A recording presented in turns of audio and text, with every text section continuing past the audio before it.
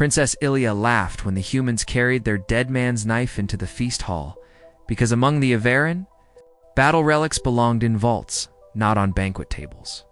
And when Lieutenant Tomas Venn laid the combat blade beside his untouched cup, then touched 2 fingers to the handle before sitting, she asked if all humans needed theater to digest their food.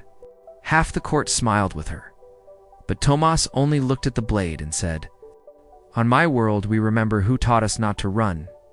Ilya found that answer irritatingly calm. So she pressed harder. "Your kind keeps customs. Too many graves, too many stories. No wonder humans age like overworked machines." The musicians went quiet. But Tomas only replied, "Maybe, Your Highness. But weight is what keeps us standing in strong wind." And she dismissed him with a smirk. Certain human traditions were sentimental habits. She would remember that knife before the day was over. The war arrived before dessert, not with horns, but with the palace shields flickering once, twice, then dying across the western terraces. The carried raiders had slipped through the outer defense net, and now troop barges were dropping toward the citadel. The feast shattered instantly. Nobles scattered, attendants screamed, guards raced for sealed positions. Princess Ilya found herself moving with the crowd until she realized the crowd was moving the wrong way.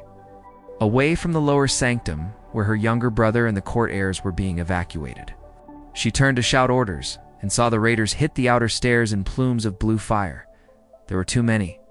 Captain Sareva of the palace guard grabbed her arm and told her the safe vaults were this way. But Tomas Venn tore free from the escort detail and moved toward the breach instead. He snatched the knife from the feast table as he passed, rifle in his other hand. "Are you mad?" Ilya shouted.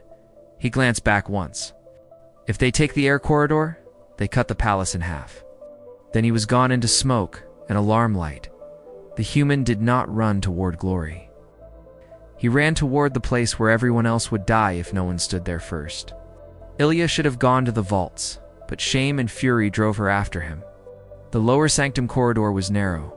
Tomas had overturned a bronze archive frame across the passage, cut the light panels, and taken position behind a shattered plinth with the knife laid in front of him like a promise.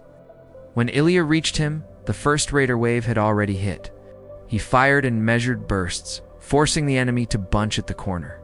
And every time one broke through close enough to touch him, that blade flashed in brutal arcs, not elegant, not noble. "Just efficient, get back," he barked. And for the first time in her life, a princess obeyed a foreign soldier without argument.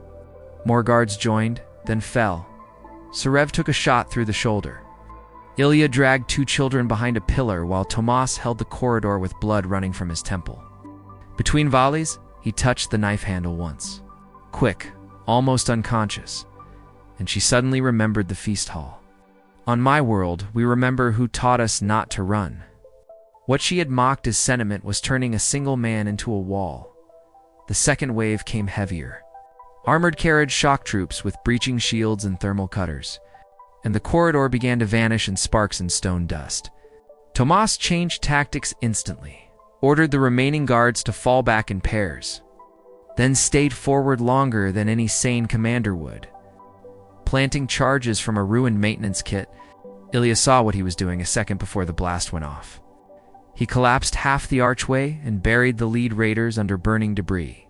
The concussion threw him sideways, his rifle skidding from reach, and a carried trooper climbed over the rubble with an axe meant to split him open. Ilya fired and missed. Sarev was down, and the human rose on one knee with that knife in his fist. The trooper was larger, armored, bred for boarding war. Yet Tomas stepped into him like he had practiced the moment 1,000 times. He drove the blade into the seam beneath the chin plate, twisted, took the dead weight crashing into him, then ripped the weapon free and shouted for the fallback again. There was no glory in his voice, only duty. Only the refusal to let the line break while anyone behind him still breathed. Ilya looked at the knife, blackened now, shaking in his hand, and understood that it was not a decoration. It was inheritance. Memory turned practical. Courage passed from the dead into the living. Human tradition was not about mourning the past. It was about making the past fight beside you. By the time relief troops cut down into the sanctum level, the corridor was a tomb of heat and smoke. The carried push had broken. The heirs were alive. Captain Sarev was breathing. Tomas Venn was sitting against the wall with one leg torn open, and his borrowed palace armor split across the ribs.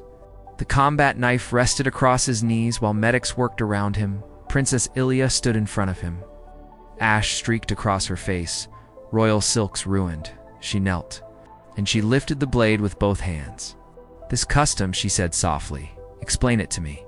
Tomas looked from the knife to her expression and seemed to understand that the mockery was gone. "It belonged to my sergeant," he said. Before every fight he touched it and said the dead are only gone when their lessons are.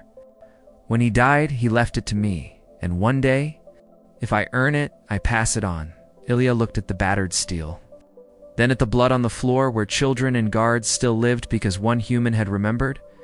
A lesson instead of discarding it as old weight. She rose, turned to her court, and spoke so the ruined corridor could hear. "Let it be recorded that on this day, an Avarin princess mocked a human tradition, and lived only because that tradition did not break with the man who carried it. From that hour on, no one in the Citadel laughed when humans touched old blades before battle, because now they knew some customs are not relics. They are reasons people survive."